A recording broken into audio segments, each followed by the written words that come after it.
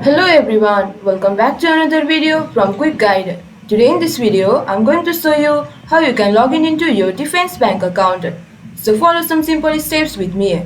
First off, open your web browser and in the search bar, type in Defense Bank Login. And as the search result, you can see in the first option, the website of Defense Bank. Click on it. It will redirect you to the official website of Defense Bank.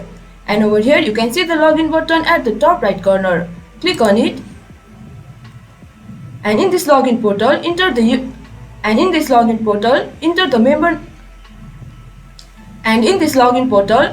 member number of your account.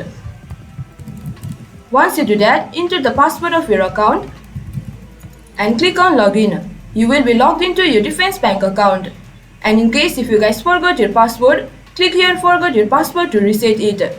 So this is how you can log in into your Defense Bank account.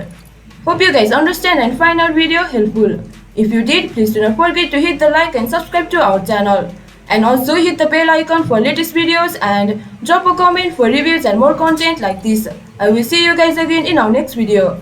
Thank you guys for watching.